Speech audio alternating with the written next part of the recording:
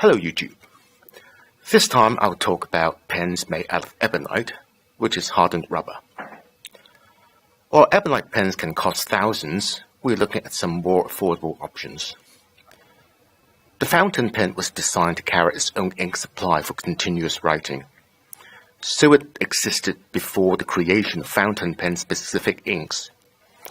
To make sure the fountain pen can handle the inks the owner could throw at it, ebonite was the perfect material for it, because it is almost totally chemically inert.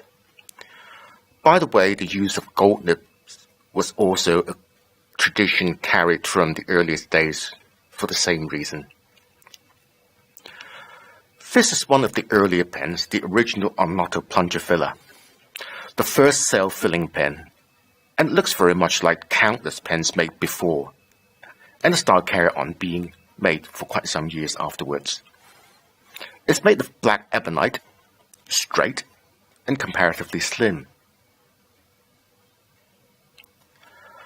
Before the invention of self-filling designs, meaning the pen has some mechanism for pulling ink into itself, the earliest fountain pens required them to be opened up and manually putting the ink in with a syringe or an eyedropper, so they're generally called eyedropper pens.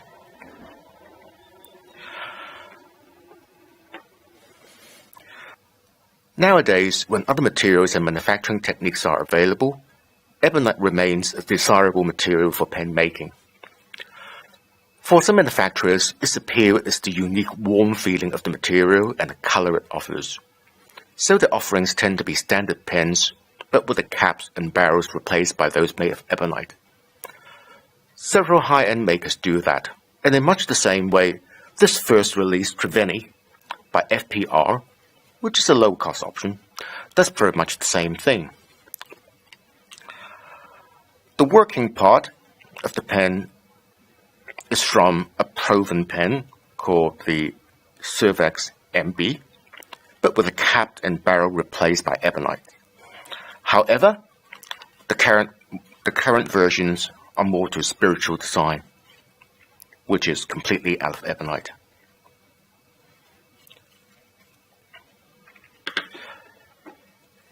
India has an uninterrupted tradition of making ebonite pens, as they're made by countless small workshops all over the country when the industry started. Most of them have closed down, but the remaining ones are still going strong.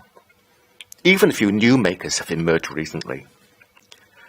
These makers range from small-scale independents to large-scale producers offering ebonite options. While some of the makers offer pens with modern conveniences, such as cartridge converter operation, personally I quite like the classic eyedropper style.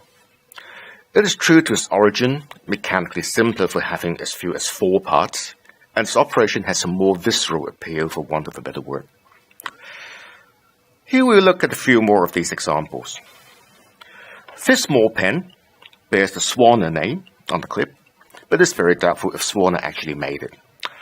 Swana closed down some years ago, so it's no longer possible to verify it. It uses a number 2 nib, so it offers chance to use a range of nibs. I fitted one by Ambitious, and it writes very well indeed. A lot of Indian ebonites are rather large, like this called the Madras. Made by a now defunct provincial maker, you can see its material and workmanship is not really quite as good as the renowned makers. But it still bears witness to the variety offered by that country.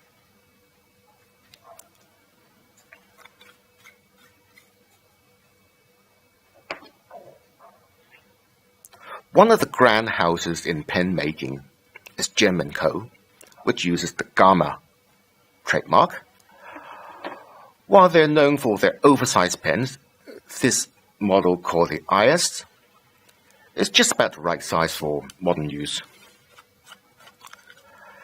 Made in a polished black finish, or like this one in a brushed finish, it looks great, and well, it writes very well indeed. And it's a really good daily writer.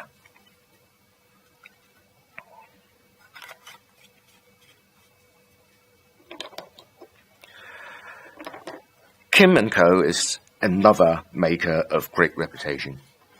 This one is called a small, but still of ample size. I understand that Kim pen production had been taken over by a new maker, and the workmanship is just exemplary.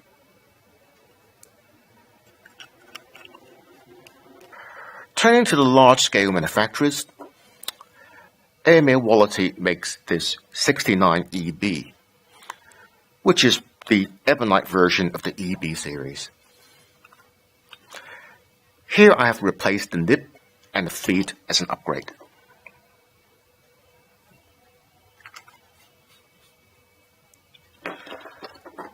The Click Bamboo by Unique Pens also come with Ebonite versions. This is the one with Ebonite barrel, but they also make one with Ebonite, matching Ebonite caps as well.